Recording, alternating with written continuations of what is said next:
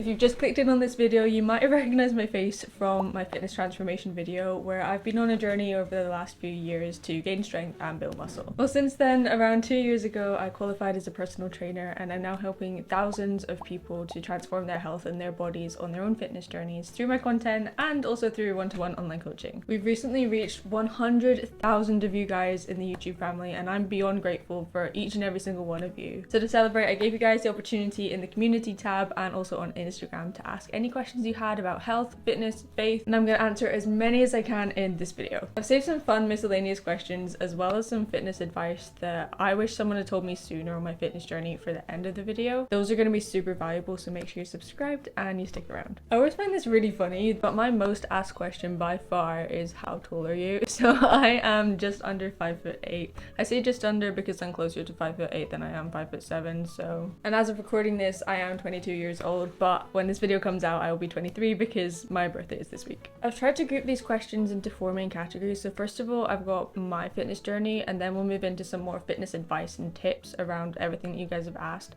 Then we've got faith, and we'll finish off with the miscellaneous and bonus tips. Also, if I'm looking down, it's because I've got all the questions here and I don't want to miss any of them. Starting off strong, when did you first get into fitness? I have always been a really sporty kid. Like, I grew up trying every single sport that was available. I did swimming lessons, I did gymnastics for most of my primary school career. I stopped doing gymnastics in high school when I moved schools, and then I was just sort of doing bits and pieces of different sports here and there. I did running quite a lot, I did cross country, and I was pretty decent at it, to be fair. And I would do competitions and stuff for pretty much all of those as well. So fitness has very much been a massive part of my life from a very young age, but I did kind of take a break from fitness during high school just as I was figuring out what I was doing with my life.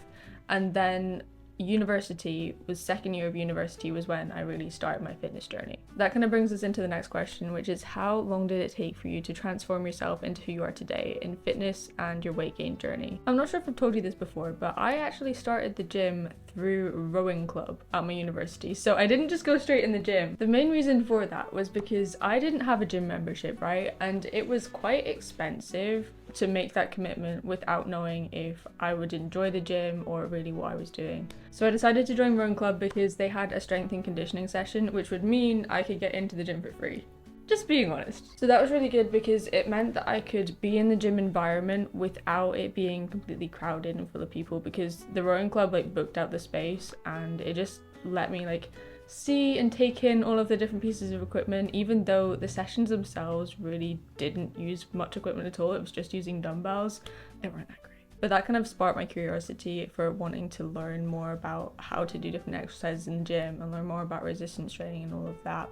So that is how I really got into the gym. But the catalyst that made me start my entire fitness journey in the first place was actually Jesus, because I had reached a point at the start of my fitness journey where I'd forgotten to eat like consistently for the whole first year of uni because everything was just so busy. Everything was new. I didn't really know how to look after myself. And I would just forget. I was prioritizing work and just getting things done. And I ended up in a place where I was super skinny and I just really wasn't looking after myself. But then one day I looked in the mirror and I felt God saying that I wasn't looking after my body as a temple of the Holy Spirit. And that was really the thing that did it for me. Like previously I looked in the mirror and I couldn't even see how skinny I was, because I feel like when you're in that place, it's hard to look at yourself objectively and see if you're healthy or not. And it really took God prompting me that I needed to make a change and honor my body and steward it in a way that glorifies Him.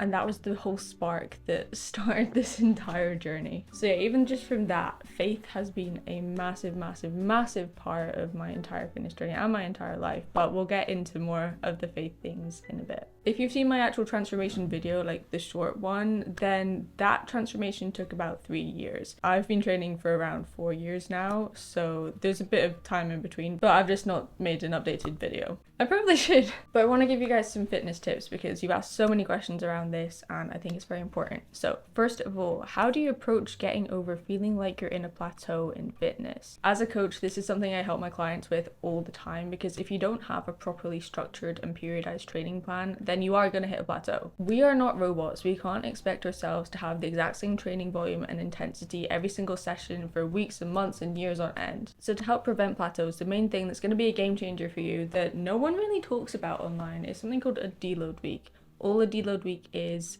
a week or even up to 2 weeks of reducing the training volume or intensity. Some people reduce the number of workouts or even just take the full week off the gym entirely. And the main goal of a deload week is to reduce the stress that you built up on all 3 of the systems that you're training when you're working out. So your muscular system, your skeletal system, and your central nervous system. The frequency that you take deload weeks will depend on your exact training style, intensity, and goals. So I can't really give you an exact time to take them. But if you're playing it by ear, a good way to know that you should take a deload week is if your energy is lower, you're struggling to sleep, or you're just not feeling as motivated to go hit the gym. Ideally, we want to use those deload weeks as more of a preventative measure to stop you hitting plateaus, but you might have noticed that you've not been able to lift heavier in any of your exercises over a few weeks. If that's the case, then you should probably take a deload week. But then the other side to plateaus is actually being intentional about progressively overloading in your workouts from week to week, because there's not just one way to progressively overload, right? It's not just increasing the weights. You can also increase the reps. You can focus on your form. You can slow it down, do some tempo work. If all of those things are going in the right direction, you will be making progress, not plateauing. Next question. What is one piece of advice you would want to give someone who's not confident related to all the things like fitness, muscle building, themselves,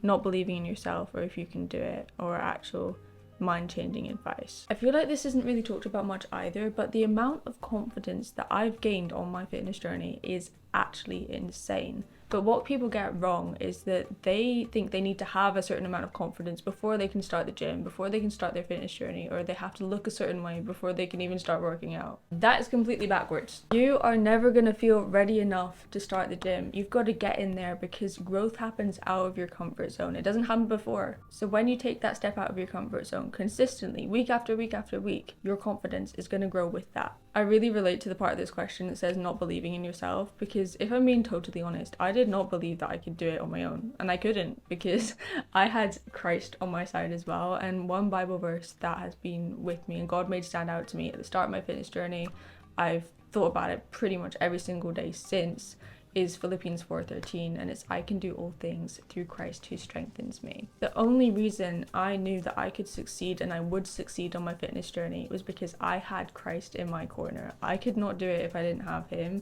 And I know so many people have made insane fitness transformations and they're not Christian at all, but for me, I could not do this in my own strength. I think this ties in really well to the next question, which is how do you keep going when you feel exhausted? And how to be disciplined. I really struggled with both of those things, because at the start of my fitness journey, I was so completely burnt out. Like, I had zero energy, mainly because I wasn't fueling my body with enough food to actually have energy. I struggled to get to sleep, I struggled to stay asleep, I struggled to get up in the morning. And back then, I didn't really have the answer. But recently, God's really been talking to me about the importance of rest and trusting him in that rest, because at the start of my fitness journey, I fell into the trap of thinking that doing more was going to get me more results. More workouts, more intensity, more volume. But that is not true at all. You don't build muscle in the gym, you build it in the times that you're resting. So we need to be treating our rest days with just as much importance as our training days, because that is how you're actually going to be able to do this whole fitness thing in a sustainable way. You don't need to be training every single day of the week. You don't even need to be training 5 or 6 days a week. Most of my clients train around 3 days a week and they're seeing insane results. Staying consistent on your fitness journey is mainly about finding a fitness routine that you actually enjoy and fits well with your schedule, because if you enjoy it, you're going to be excited to hit the gym. You're going to be excited to do whatever exercises you're doing that day. Yeah, you're going to have some days where you're tired and you don't want to hit the gym, but show up with the best you have that day, even if it's not 100%. It's about maintaining the healthy habits, not necessarily having to make leaps and bounds of progress every single workout. There was a second part to this question, which is kind of unrelated, but it's about my skincare routine. And honestly, this has changed a lot over the years, and I think I've finally cracked it, because my skin was, I don't know, like if you've been on this channel for over a year, you'll know that I struggled a lot with acne. But since the start of this year, it has cleared up so much, and I honestly can't believe how crazy the difference is. I will say one of the main things that I think made the biggest difference is my diet, because now I prioritize getting a lot of different groups of veggies in my diet, so a lot more micronutrients. That definitely helps a lot. I also take omega-3s every single day, also a multivitamin. So I think those things have definitely helped. And then in terms of products, I have stripped it back so much because I tried everything, right? When you're struggling with really bad acne, you will be clinging on to the words of all of the skincare influencers out there trying to find the right products that are going to get rid of it for you. But for me, what I found made the biggest difference was simplifying my skincare routine. So now I only use 3 products really. First of all, in the morning, I just wash my face with water. That is it. After that, I use something called glutathione. I hadn't heard of it until last year, but I started using it about a year ago now. And then on top of that, I will put a light moisturizer, which usually has some SPF in it. That is my morning skincare. Then in the evening, I do like to use some cleanser just because I might have been wearing makeup or I've got mascara on and I just want to get it off. And I like the CeraVe cleanser. I have used quite a few different ones and it may change over time, like if I find a better one, but I use that. And then I sometimes use this, I sometimes don't, but it's a little hyaluronic acid that can help hydrate your skin better. And then to sort of lock it in so it stays there and does what it needs to do for longer, I put some moisturizer on top. That's really it. So pretty simple, and it's been working really well for me. Obviously, like, everyone's got different skin types, so try it out, but I'll put the links for those things in the description if you want to get them and just see if it works for you. We've got some more questions about weight gain specifically and like building muscle and gaining weight on your fitness journey, so we'll get into those in a sec. But first of all, how can you make sure that you follow proper form, especially if you're working out at home? What are some common form mistakes that people make, and what are tips to correct them? And then what's one scripture that motivates you on days where you don't want to hit the gym? So big question, but let's break it down. First of all, if you're working out at home, what can be really helpful is just following YouTube videos of the form. But what I want you to do is record yourself doing the form first, then set that up and watch your form alongside the video of the person doing it online. I've got a few playlists of full workouts where I break down the form of each of the exercises in those workouts. So I've got my gym workouts playlist and then a home workouts playlist. So compare your form to the form that I'm doing in the video, and then I'll also be walking you through all of the tips there so that you know exactly what to improve on. Without having a coach, that is honestly the best way to do it. But what I do for my coaching clients, right, is they send over videos of their form to me and then I can give them that direct feedback. It just helps so much to give you the confidence that you know exactly what you're doing is the right thing, and the form that you're using is allowing you to get the most out of those exercises as possible. Another thing that you can't really do if you're just comparing your own form to a form on a video is knowing if you're using a heavy enough weight. And that is another thing that I help my coaching clients with, is making sure that they know they're pushing themselves hard enough to get the most out of those exercises, because you do need to push yourself. Like, the workouts aren't supposed to be easy. You need to challenge yourself if you actually want to grow. And then the second part of that question, what is one scripture that motivates you on days where you don't want to hit the gym? This is quite a hard one, but I think one of the verses would definitely be 1 Corinthians 10 verse 31. And it says, so whether you eat, drink, or whatever you do everything for the glory of God. That really helps me show up on my fitness journey even when I don't feel motivated to do so, because I'm not doing it to glorify me, I'm doing it to glorify God. Like, He gave us our bodies for a reason. He has blessed us with the ability to work out, with the ability to move our bodies, with access to a gym and access to weights and access to good nutritious food. And we need to be stewarding that well and making the most of it, because He loves to see His children enjoying the good gifts that He's given us. And I think that verse really reflects how we're supposed to honor God with all of those things that He's blessed us with. Let's move into some of the questions that are more focused on gaining weight and building muscle. First question, trying to gain muscle and weight just like you did, is it possible without the gym and with only a pure veg diet? I'm taking this question means vegetarian rather than just veg. I could be wrong, but it is definitely possible to build muscle and gain weight with a vegetarian diet, because you've got enough different protein sources. Like, you've got dairy, you've got eggs, you've got beans and pulses and things. What you want to make sure that you do though is get a good combination of different sources of protein to help you reach those protein goals. Where it gets harder is if you're eating a vegan diet, because the protein sources are more limited. But one thing that's going to be really helpful for you there is getting yourself a good high quality vegan protein blend. So it's got different sources of vegan protein, not just a pea protein or a rice isolate. You want the combination so that you've got the complete amino acid profile. And I actually use vegan protein powder quite a lot because I find that the consistency is a bit thicker when you're making things, like you're putting it in yogurt bowls and things like that, and I just prefer that. So I use the one from Protein Works, and you can use code SOPHIER if you want to save on that as well. My favorite is the vegan just chocolate silk flavor, but also the chocolate bueno is pretty good too. But if you are trying to gain weight and build muscle, the main two things you need to keep in mind are number one, your total number of calories, because if you're not in a calorie surplus, then you're not going to gain weight, so that is important. And number two is hitting your protein goal consistently. You want to get around 1 gram of protein per pound of body weight each day, and that's going to get you a lot of the way there. How much cardio should you do in a lean bulk? Okay, this is going to vary from person to person because obviously everyone's got different starting points. For me, on my own journey, I actually did not do any cardio for like 3 years, and I'm only just getting back into it now. I would not recommend that looking back. I was working with a coach for the last year or so, but she didn't program in any cardio for me. I do think it's important in terms of heart health, so what I would do is just hit my 10,000 steps every single day. I made that a non-negotiable, and that was enough for the first part of my fitness journey until I got where I am today. Now obviously as my goals are changing, I'm introducing more cardio and things are looking a little bit different, but we'll get into that. For most people, if you're starting to a similar place where I was at, then I wouldn't recommend doing excessive amounts of cardio. Just focus on getting your steps in. That'll be enough for now. Maybe get some steps in going uphill, get outside, go hiking, do something that's going to get your heart rate up a little bit. But unless you really love it and really want to do it, then you don't need to be doing a whole ton of actual programmed in cardio. This person also had another question, which is fear of gaining too much weight or fat. What should I do? If you're doing a lean bulk, then this is not going to happen because you're in a very small calorie surplus.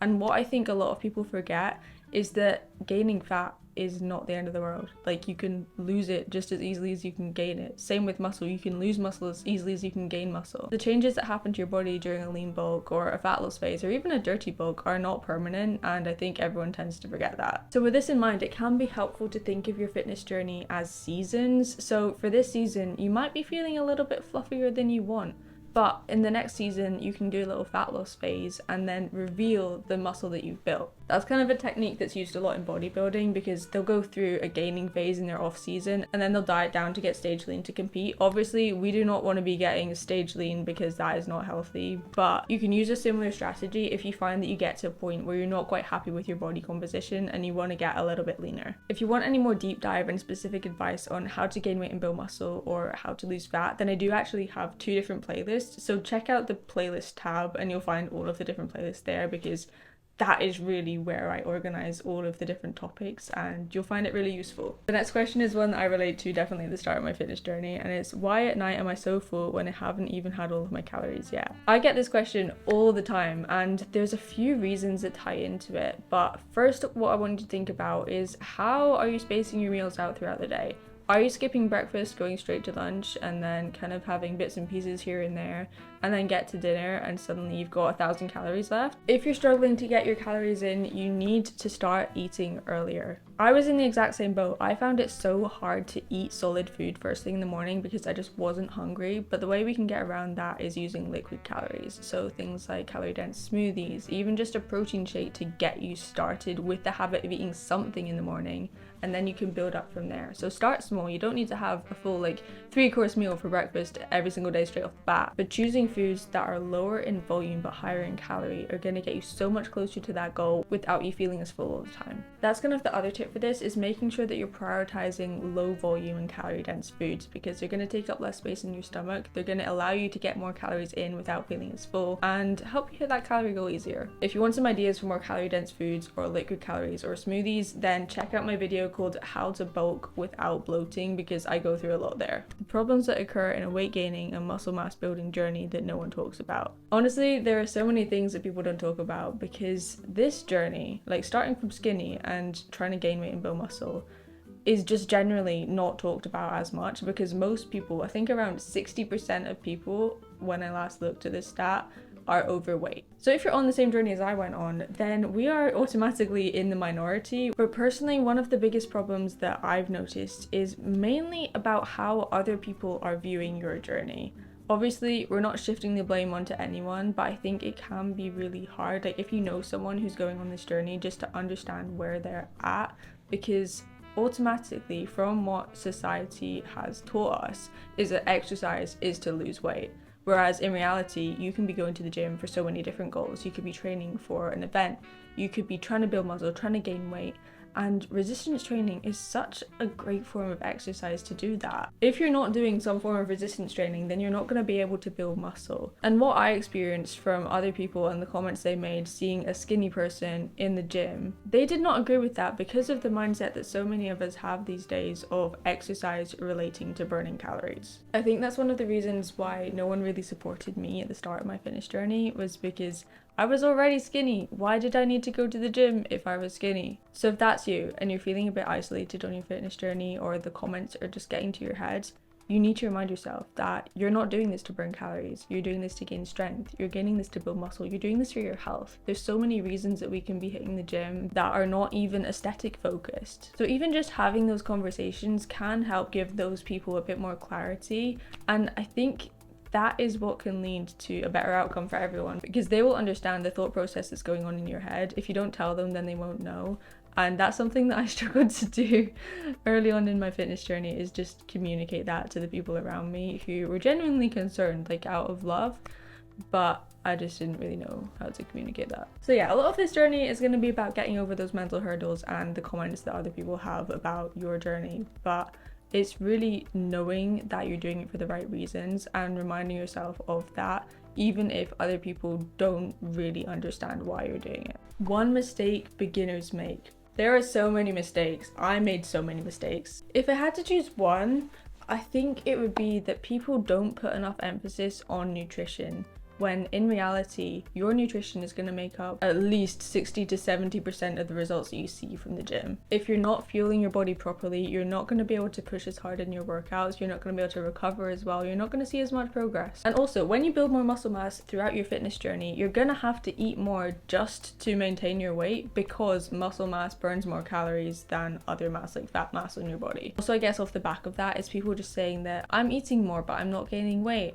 and they're not actually tracking their calories. Same if you're trying to lose weight and you say that you're eating less. If you are not tracking your calories, then you do not know if you're eating more or if you're eating less. Yeah, you can make a decent estimate, but I think there is so much value in actually knowing the data. Even if you just try tracking your calories for a couple weeks or a month or so, that can give you a good gauge of how many calories are in different foods, what different macro distributions look like in different food sources, so that you know if you're eating high protein, if you're eating enough carbs, if you're eating enough healthy fats. Just having that knowledge is going to go such a long way on your fitness journey. Even if you don't keep tracking further past that, it can just be a solid base knowledge to have. And it's definitely something that so many beginners skip because they think, oh, tracking's such a faff. But are you serious about your goals? I came up quite strong. But if you've been struggling to get results for a while, then I would really recommend tracking your calories just to see. Because when I started tracking my calories, it just helped me to be consistent with eating enough every day, rather than eating enough for like 3 days out of the week and then not being quite as on it the rest of the week. So it can be really good just to have those goals to aim for each day, and I'd recommend giving it a go. Okay, let's move into the faith questions. First of all, do you have a conversion story, or did you grow up as a Christian? And it kind of ties into the other one, which is, how did you get to know Jesus? I guess this is kind of my testimony, but I grew up in a Christian household and I gave my life to Jesus when I was somewhere between 3 and 5 years old, which I know is super young. But the way it happened was I was listening to some Christian music, some Christian children's music in the car one day with my mum. I think it was actually on a tape, like an actual cassette tape. That makes me sound so old, but I barely remember these tapes. But yeah, I was listening to some Christian music. Then there was this point on the playlist, like between all of the songs, where they said to give your life to Jesus. If you love Jesus and want to follow him, then you've got to say sorry for what you've done, like all the bad things you've done, and then say this prayer and you can give your life to him. So I did that in the car when I was a kid, and ever since then music has been such a big part of how I connect with God. And I really love just like picking up my guitar here and there, just worshiping him. And yeah, it's been a big part of my story as well. Jesus has just been so active in my life in so many different ways that I don't have time to talk about in this video. But then from there, I decided to get baptized when I was around 12 years old. I think it was 2015. And that was really the point where I was declaring publicly that I was going to be following Jesus for the rest of my life. I saw another question pop up that asked what denomination I am. So I'm an evangelical Christian, which means we mainly focus on believers' baptism over infant baptism. So I just believe that you need to make that decision for yourself to follow Christ and really commit your own life to him. Now we're kind of getting into the fun miscellaneous questions and also some bonus tips, but some of them relate to faith, so we'll start with those ones. The first one is really fun and is, if God gave you wings, what would you do with it? I love this question so much, it's so creative. But yeah, if I had wings, I would explore everywhere. Like, I really love spending time hiking in the mountains, but if I could just fly to a mountain and just get there and then be able to roam around, frolic in the fields, I would love that so much. Or just explore places that I've never been before, because I don't like traveling. Like, getting from A to B, I get so bored. But if I could just be there, like fly, the wind in my hair, that'd be so fun. And then next one, what is your body shape goal and what will you change to only maintain shape but improve fitness? Really, my mindset towards training has changed a lot over the years as well. And whereas at the start I did want to like gain weight, build muscle and look different because I wasn't happy with that, now my mindset has shifted a lot from training just to change the way that I look to training because of what my body can do to get stronger and really explore that, because God made us like able to do so many crazy things that if we're not pushing ourselves and training, then we'll never know if we'll be able to do. So right now I'm definitely not prioritizing the aesthetics over performance, and I don't really have certain shape goals or anything. I'm just gonna keep building muscle, keep training hard, keep pushing myself and see where it takes me. What motivates you the most to keep going? I think I've already touched on this a little bit, but really it is just my faith in God, because without him, I will literally not be here today. And I guess my main goal is to reflect Christ's love through the way that I show up in my content, through the way that I show up from day to day in my training, with my friends, just with strangers on the street. So what motivates me to keep going is remembering that whatever I achieve, I cannot do that on my own. And even if just my story can be a testimony to someone else who's struggling on their fitness journey or with their faith, that is enough. And like, keeping sharing my content and just how God's working in my life and things that he's helping me through, if that can help one person, then I'm happy. If that can help one person even just reconsider their faith again, or just be ignited to start seeking Jesus for themselves, that is such a win. And I'm so excited. Like, if that is you, I'm so excited for this journey that God's got for you, because he loves you so much and he's got so many amazing plans for your life. You just got to take that step and keep seeking him, because the Bible says, draw near to Jesus and he'll draw near to you, and that could not be more true. Would you ever go vegan or vegetarian? I'm a vegan gym girl and I love it. Honestly, probably not. I was vegetarian for a bit as a kid because we had friends, we lived in the country and we had friends that brought us like not a live fish, but like, you know, the whole fish to prepare for dinner. I saw my mum preparing it from a whole fish, and that really freaked me out, so I decided to go vegetarian, and that was hard. I don't think I got in enough nutrients as a kid, and I don't think my parents really knew about carbs, fats and protein or macros or any of that either, so I don't think my nutrition was great. I ended up anemic and it was not good. So personally, just so that I can get in all of the nutrients that I need and so it's easier to hit my protein goal, I don't think that I will ever be vegan or vegetarian. Those diets can work for some people, but personally, not for me. What's your favourite fiction book? I was a massive reader as a kid.